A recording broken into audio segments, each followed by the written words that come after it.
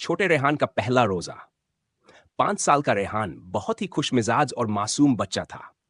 रमजान का महीना आया और वह देख रहा था कि उसके घर में सब रोजे रख रहे हैं। अब्बू, अम्मी, दादा अब्बू, दादी अम्मी और यहां तक कि उसका बड़ा भाई अयान भी। रेहान को समझ नहीं आता था कि रोजा क्या होता है, लेकिन उसे बस इतना पता था कि सब दिन भर कुछ नहीं खाते पीते और शाम को एक साथ बैठकर इफ्तार करते हैं। एक दिन उसने अपनी अम्मी से कहा, अम्मी मैं भी रोजा रखूंगा। अम्मी मुस्कुराई और प्यार से उसके सिर पर हाथ फेरते हुए बोली, लेकिन बेटा तुम अभी छोटे हो, रोजा रखने के लिए तुम्हें और बड़ा होना पड़ेगा।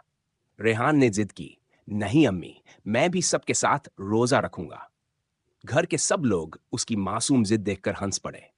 दादी अम्मी ने कहा, ठीक है, हम रेहान के लिए छोटा रोजा रखवाते हैं। छोटे रोजे की शुरुआत। अगले दिन सुबह रेहान को सहरी के लिए नहीं जगाया गया, लेकिन जब वह उठा तो उसने खुद ही ऐलान कर दिया, मेरा रोजा शुरू हो गया। सबने उसकी हिम्मत की तारीफ की। रेहान ने नाश्ता नहीं किया और खेलने लगा। सुबह तो आसानी से कट गई, लेकिन जैसे ही दोपहर हुई, रेहान का जोश थोड़ा कम होने लगा। अम्मी को आकर बोला, अम्मी मुझे भूख लग रही है। अम्मी ने उसे प्यार से गले लगाया और कहा, बेटा रोजा सब्र सिखाता है। तुम चाहो तो अभी खा सकते हो, लेकिन अगर तुम थोड़ा और इंतजार कर लोगे तो अल्लाह तुमसे बहुत खुश होगा। रेहान ने सोचा और कहा, ठीक है, मैं और इंतजार करूंगा।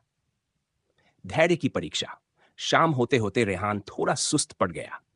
दादा अब्बू ने उसे रोजे के बारे में एक प्यारी सी कहानी सुनाई, जिसमें एक छोटे बच्चे ने पहली बार रोजा रखा था और अल्लाह ने उसे बहुत खुश होकर इनाम दिया था।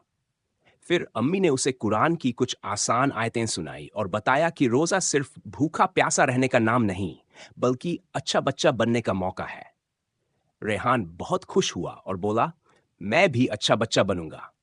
इफ्तार का समय। आखिरकार जब इफ्तार का वक्त आया तो रेहान बहुत उत्साहित था। जैसे ही अजान हुई, उसने सबसे पहले खजूर उठाया और खाने लगा। उसके चेहरे पर मुस्कान थी। अब्बू ने उसे गोद में उठा लिया और कहा, वाह, हमारे रेहान ने पहला छोटा रोजा रख लिया। सबने तालियां बजाई और दुआ की कि रेहान बड़ा होकर भी ऐसे ही रोजे रखे और अच्छा इंसान बने।